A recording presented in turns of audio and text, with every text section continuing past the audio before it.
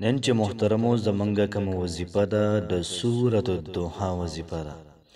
او د سورة الضحی چې څومره فواید دي څومره برکات دي دا کو تاسو واورېدل حیران مشئ که د چا نه غلا شوي وي یا د چا نه یو ځای ورک شي یا د چا نه یو خبره دایره شي د هغې دپاره د سورة الضحی د وظیفه راکولی شئ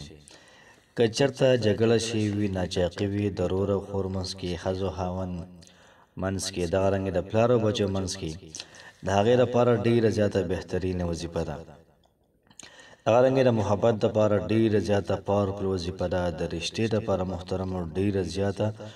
عظیم شانه وظیفه ده که څوک یریږي یا چاله د شپې خوب نه ورځي یا ماشومان یریږي د پرسکونه خوب دپاره هم ډېره زیاته اعلی وظیفه ده د بهترین او اعلی کاروبار دپاره ډېره زیاته ناشنا وظیفه ده تاسو را وظیفه وکړئ تاسو محترم حیرانه شئ که د چا نه خپل محبوب حبه شوی وي که دا ښځه وي د خاوند نه حبه شوی وي که د خاوند حبه شوی وي که چېرته زوی د پلار نه حبه شوی وي یا پلار د زوی نه حبه شوی وي د هغې لپاره ډېره زیاته ناشنا ډېره زیاته عجیبه وظیفه ده بسم الله الرحمن الرحیم شروع کوم د ډېر زیات بخونکي او د ډېر زیات مهربانه رب په نوم باندې السلام علیکم ورحمت الله وبرکاته امید در رب کوم چې تاسو ټول به ټیک ټاک الله پاکم خوشاله آباد ساته الله پاک دې زمونږ استاسو تمام مسلې د ختم کی الله پاک دې زمونږ استاسو تمام حاجتونه پوره کړي څومره بیماران دي الله پاک د هغوی ته شفای کامله عاجله دا ورکړي نن چې محترمو زمونږ کوم وظیفه ده د سورة الضحی ډېره زیاته بهترینه ډېره زیاته اعلی او ډېره زیاته پاورفل وظیفه ده تاسو یقین وکړئ ما چې کله د سورة الضحی د فواید ولیدل زه ډېر حیرانه شوم دومره ناشنا فواید دي ما چې کله د سورة الضحی د فواید ولیدل ډېر زیات حیرانه شوم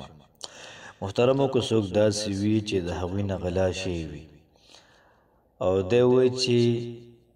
ما ته دې زما دا څیزه دا راواپس کړي یا دغه رنګې څوک چېرته ځي او لار ته ورکه شي یا څوک یو خبره کوي خبره ته ایره شي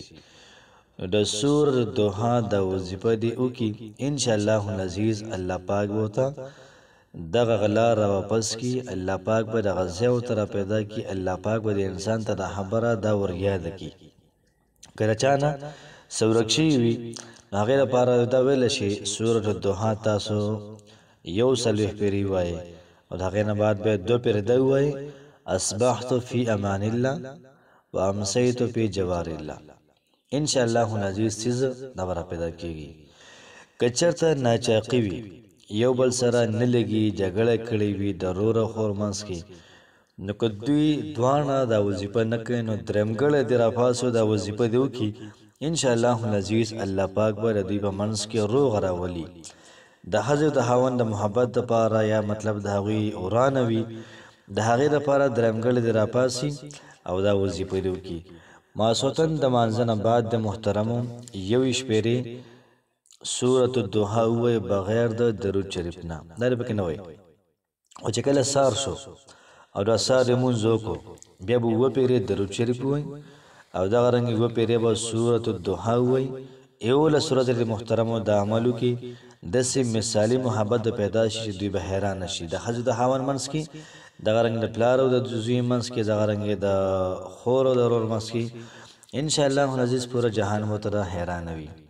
که څوک محترمو داسې وي چې هغه یریږي په هغه باندې یره غالبه شي یا مطلب د شپې څوک یریږي یا ماشومان یریږي خوب نه ورځي وله نو سورة الضحی دا د ماسوتن کې 21 پیرې ووایي او دغه ماشومان پې دم کوي دومره مزیدار اعلی خوب به ورشي چې تاسو به ورته حیرانه شئ که تاسو ګورئ بعض وخت کې سړي باندې هسې یره غالبوي نو د یارې په ټایم کې محترمو سورة الضحی 2 پیرې ووایي انشاءالله العزیز ډېره زیاته فایده به کوي که د چا کاروبار نه وي نو سورة الضحی روزانه 314 پیرې دا شروع کوي یا د چا کاروبار وي خو هغه ټپ چلیږي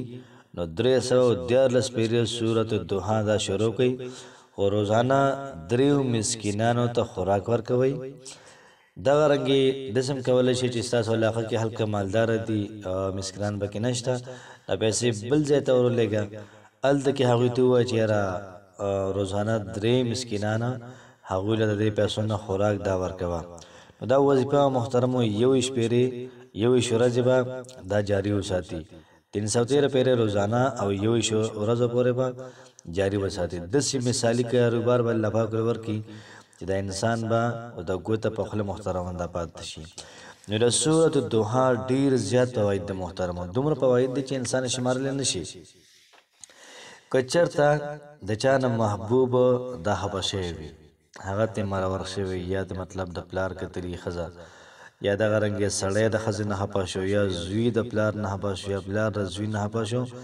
نو 2000 پیرې دی د سورة الضحی دا ختم وکړي